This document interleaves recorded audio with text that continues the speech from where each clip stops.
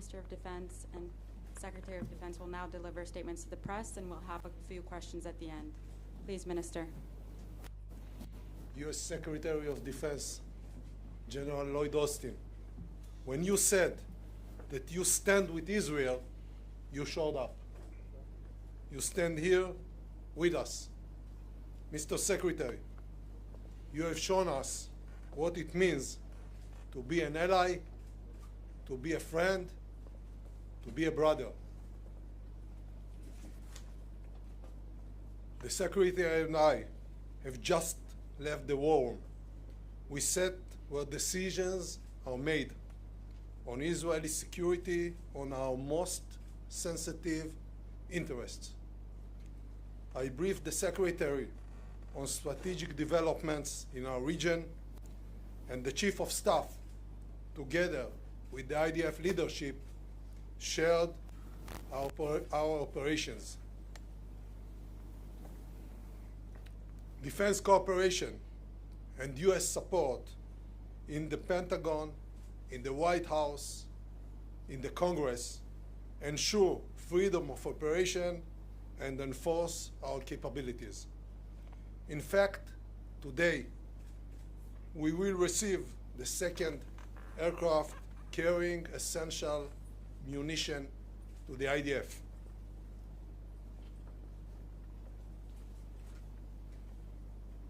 U.S. deployment of assets on land, in air, and at sea sends a strong message to both our partners and enemies in the region. On behalf of Israel's defense establishment and on behalf of our citizens, Mr. Secretary, thank you very much. Let me remind you all, our audience, who is the enemy? Our neighbors is Hamas, the ISIS of Gaza, an organization enjoying the Iranian payroll. I cannot let the world forget the brutal attacks Hamas terrorists conduct against Israeli children, Israeli women, Israeli elderly, and entire families. Murder, rape, kidnapping, this is what we face in this war. This is a war on the existence of Israel as a prosperous state, as a democratic state, as the homeland of the Jewish people. This is a war on freedom and on our common values, and we are on the front line. We will keep fighting, and we will win this war. We will prevail. With your permission, Mr. Secretary, I'll say a few words in Hebrew. מאז יום שבת, מדינת ישראל נמצאת במלחמה. אנחנו נלחמים על הבית, אנחנו נלחמים על העתיד שלנו. והפגישה שסיימנו עכשיו, ידידי מזכיר ההגנה אוסטין ואני, בבור הפיקוד, סיכמנו על שורה של מהלכים וסוגיות אסטרטגיות.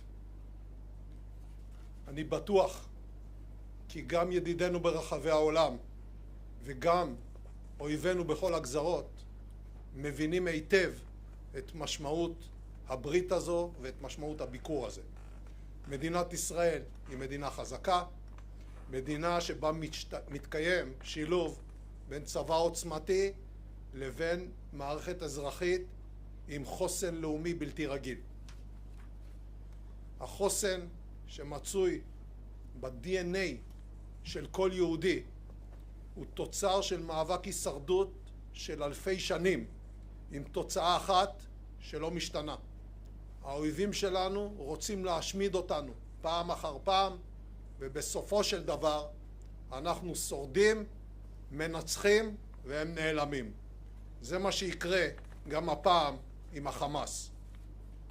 זה הגורל שמחכה לחמאס הדאעש של עזה. המלחמה תהיה ארוכה, המלחמה תהיה קשה, ויהיו מחירים, אבל אנחנו ננצח. כבר עכשיו החלנו במקביל לפעולות המלחמתיות, גם בשיקום של מקומות שנשרפו, והם עוד ישגשגו. ידידי הגנרל אוסטין, חזרנו עכשיו מערכת מצב בבור הפיקוד. חזית במו עיניך במראות הזוועה, ספגנו מכה קשה מאוד. אנחנו נתחקר ונפיק לקחים. נהיה חזקים יותר. אבל עכשיו עת מלחמה, ובעת מלחמה המטרה היחידה והראשית היא לנצח. בימים האחרונים התהפכה המגמה, ומי שתקף אותנו הפך להיות מותקף על ידינו. מקרבות ההירואיים בשטחנו, בהם היכו לוחמי צה"ל בסדיר ובמילואים, את מי שתכנן להגיע הרבה יותר רחוק מרצועת עזה, עברנו למתקפה על שטחי רצועת עזה. התוצאות יעבירו לעולם מהי נחישותנו, מהי עוצמתנו, וכיצד אנחנו מתמודדים עם מי שמנסה להרוג את ילדינו, את זקנינו ואת נשינו, ולצערי במקרה הזה גם הצליח.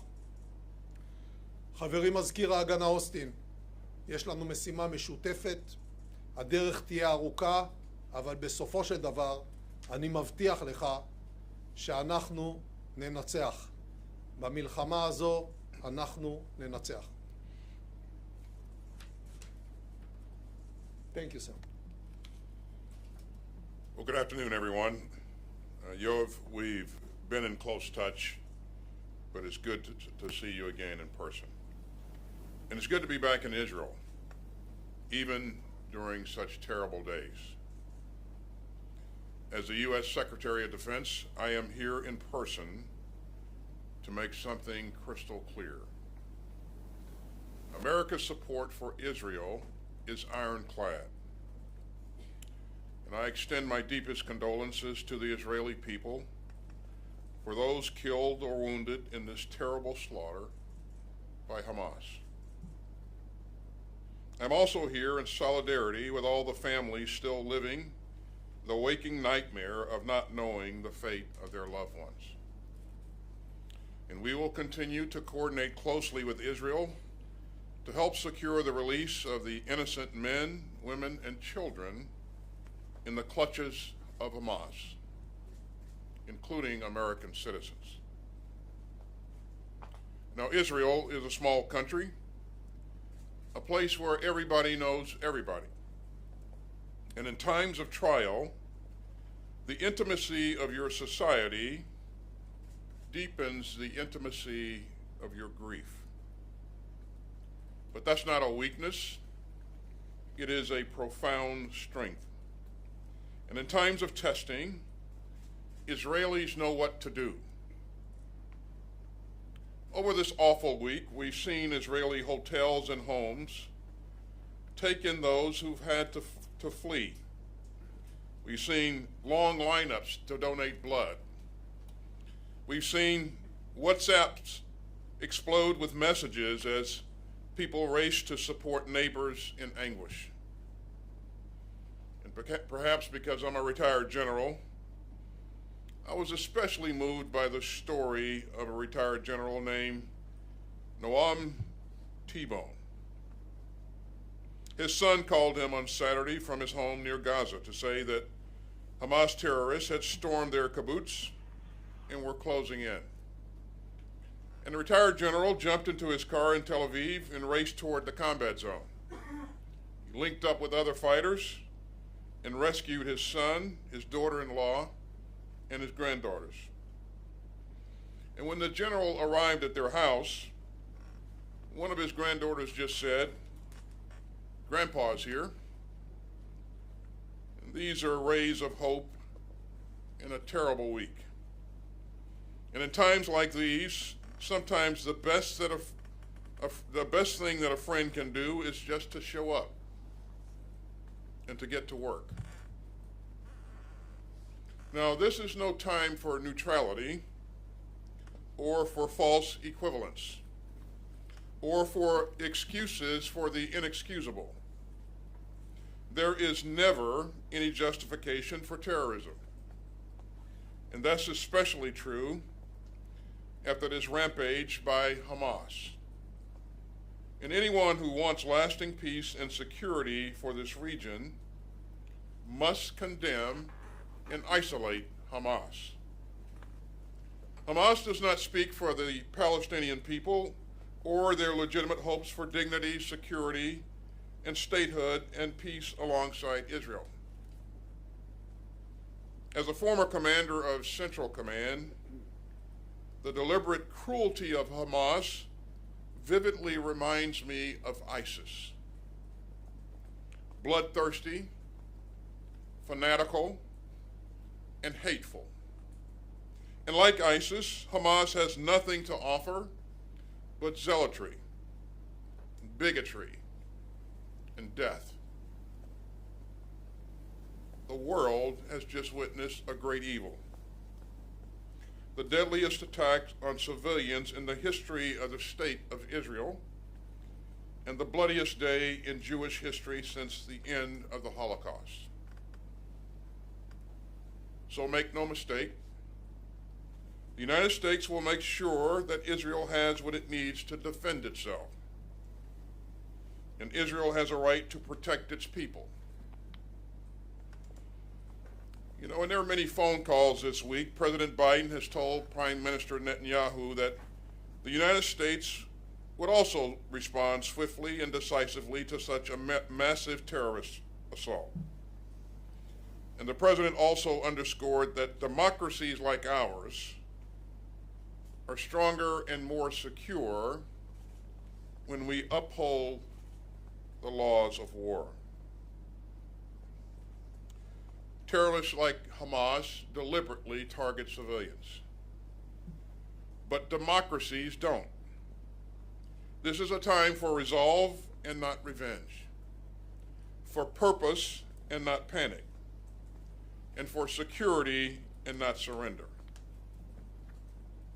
At President Biden's direction, we have moved urgently to respond to this crisis and to send a strong message of deterrence. The USS Gerald R. Ford Carrier Strike Group is now in the region, led by the largest aircraft carrier in the world.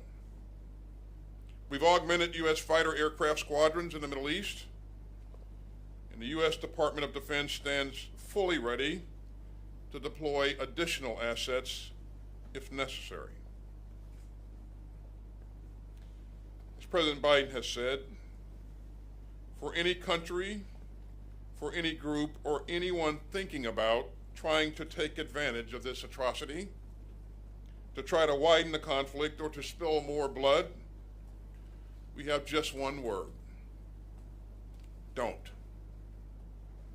The world is watching, and so are we. And we aren't going anywhere. We will remain in close contact with our valued partners across the region, and security assistance from the Department of Defense is already rapidly flowing into Israel. That includes munitions and air defense capabilities and other equipment and resources. It also includes more interceptors for Iron Dome to save Israeli lives. And we will continue to ensure that Israel has what it needs to keep itself secure. Now, Hamas attacked at a time of global challenge. But the United States is the most powerful country in the world, and we remain fully able to project power and uphold our commitments and direct resources to multiple theaters. So we will stand with Israel even as we stand with Ukraine. The United States can walk and chew gum at the same time. And U.S. security assistance to Israel will flow in at the speed of war. And as this harrowing week draws to a close, and as Shabbat draws near, we stand together and we stand strong. The United States has Israel's back, and that is not negotiable, and it never will be. And after this terrible week, I wish you and all the people of Israel Shabbat Shalom. Thank you. We'll be starting with the questions, starting with Alon Ben David, Channel 13. Thank you, Mr. Secretary. Your presence in the Eastern Mediterranean clearly projects power, but should Israel be attacked from the north, from Hezbollah in Lebanon, will you be willing to exercise your force and join the fighting? I ordered additional assets to the region to bolster deterrence. And again, the message that we would send to any country or group thinking to take advantage of this situation and widen the conflict, don't. I won't speculate on anything that could happen in the future. I will just tell you clearly that the United States will continue to support Israel's right to defend itself. Thank you. And please, a question to the Defense Minister. השר גלנט, דיברת בתחילת השבוע על כך שהמטרה של המבצע היא למחוק את חמאס. ואזרחי ישראל שואלים את עצמם מה המשמעות של זה. האם תוכל להסביר לנו מה אתה מקווה להשיג במהלך הצבאי שלך ואיך הוא אמור להסתיים, באיזה מצב חמאס יימצא? אנחנו נמוטט את שלטון החמאס, אנחנו נחסל את היכולת הצבאית של חמאס, אנחנו נוודא שהאיום הזה לא קיים בגבולות שלנו, זה יהיה ממושך, זה יהיה קטלני, זה יהיה עוצמתי וזה יהיה לתמיד. Matt Seiler, ABC.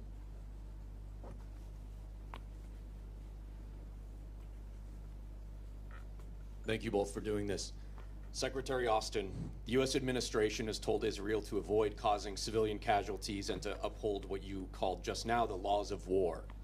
Given how Hamas fights, deliberately launching operations from dense civilian areas, how could Israel permanently end the terrorist threat posed by Hamas without inevitably risking many civilian lives? And as we watch the civilian death toll in Gaza rise while Israel conducts its counterattacks and perhaps a ground invasion, do you believe the moral culpability for those Palestinian deaths belongs to Israel, Hamas, or both? I'll leave it to Israel to talk about its potential plans and its approach to conducting operations.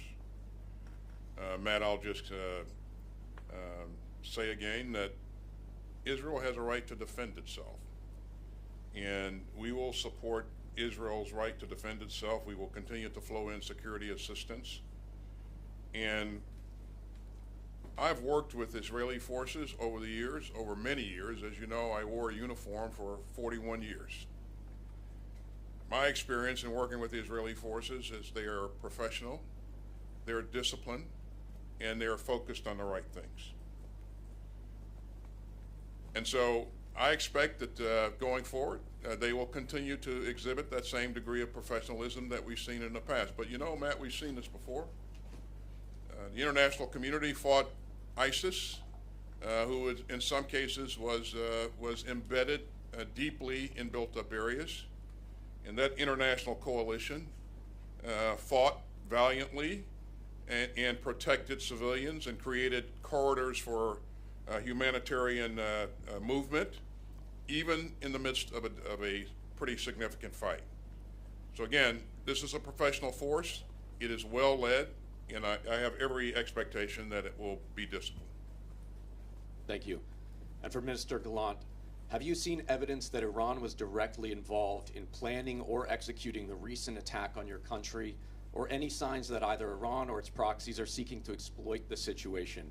And if you do come to see signs of an imminent attack on Israel, are you in favor of preemptive strikes? Iran, Hezbollah, and Hamas is one axis, an axis of evil. Everything is directed generally from Iran. The permission is given by Iran. The money is supplied by Iran. And the ideas are shaped in Iran. Therefore, it doesn't matter if they give or didn't give the permission, but the idea is an Iranian idea. As to the actions, future actions of IDF, I will stay confidential for good reasons. Thank you. Suleiman Masada. Mr. Secretary, thank you for this. House Foreign Affairs Chair Mike McCall said that we know that Egypt had warned Israel 3 days prior to that event, like something like this could happen. We don't know how we missed it. We don't know how Israel missed it. So can you tell us what really the U.S. knew before this attack? What I can tell you is that if we had known or if we know of a pending attack against an ally, we would clearly inform that ally. But what we're focused on now, Suleiman, is we're focused on making sure that Israel has what it needs to defend its sovereign territory and to protect its citizens. And the minister and I spent a good bit of time talking today about what those requirements are and what we need to do to urgently meet those needs. אדוני השר, תודה רבה. זו פעם ראשונה שדרג מדיני עולה לשאלות העיתונאים. אתמול שמענו את הרמטכ"ל גם לוקח אחריות ואומר אנחנו כשלנו בשמירה על ביטחון אזרחי ישראל. האם יש כן גם אזרחי ישראל שואלים את עצמם, האם כן יש איזושהי לקיחת אחריות מצד הדרג המדיני בעניין מה שקרה בדרום? אנחנו ספגנו התקפה קשה עם מחירים מאוד כבדים. יהיה זמן לתחקר את העניין הזה.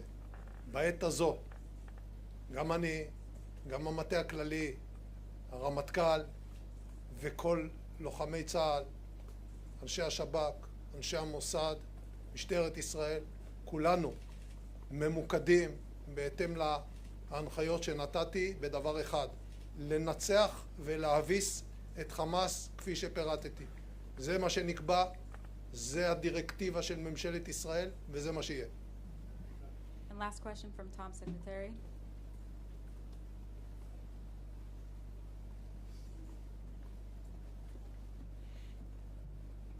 Thanks for doing this. Mr. Secretary, as you just stated, you were involved in the major effort to stop and eradicate ISIS.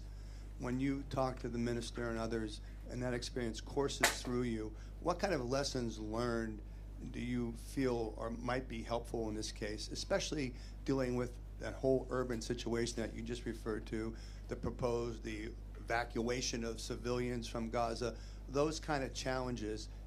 What kind of ideas and thoughts that you have that you can share, please? Well, thanks, Tom. I would tell you that encountering ISIS, I felt as if we were staring evil in the eye. It was truly evil. In what we've seen from Hamas, it takes that evil to another level. And so that's the first thing that we need to remember and consider. There are a number of things that we talked about today that there are some lessons learned that we'd be more than happy to share with our allies here in terms of operating effectively in dense urban terrain, creating safe humanitarian corridors, making sure that we're thoughtful about how we shape the battle, and making sure that our objectives are well defined, and so we'll continue to share the lessons that we've learned over the years, and of course, as the Israelis prosecute this fight, we will learn lessons from them, and so I think it's this great teamwork that has served us both well over the years, and we'll continue that. Mr. Minister, there's been some confusion over the 24-hour deadline that Israel announced for civilians in Gaza to move south, to evacuate and move south. There was a 24-hour deadline initially reported, and then there's been reports that Israel has modified that, have left it open. In other words, not sticking to 24 hours of a deadline. Would you please clarify specifically, is there going to be a deadline? What can you tell us about the deadline? And what will Israel do, if anything, to help civilians move? Some of the people have said that's Hamas's problem. It's not our problem. Well, first of all, I would like to remind all of us what happened less than a week ago. 1,200 Israelis were brutally murdered, raped, burned alive. Kids were tied one to the other and shot at their hand. This is Hamas. This is the ISIS of Gaza. And as the Secretary said, they took evil to another level. That's first issue. Second, Israel never and ever will not shoot civilians in purpose. Therefore, we are asking all the civilians in Gaza City to go south of Gaza. And the reason is that because we don't want to harm them. The camouflage of the terrorist is the civil population. Therefore, we need to separate them. So those who want to save their life, please go south. We are going to destroy Hamas infrastructures, Hamas headquarters, Hamas military establishment, and take this phenomena out of Gaza and out of the earth. They cannot live among human, civilized people. But 24 hours, is that deadline still holding, the 24 hours? Thank you very much. We're done for today. Thank you.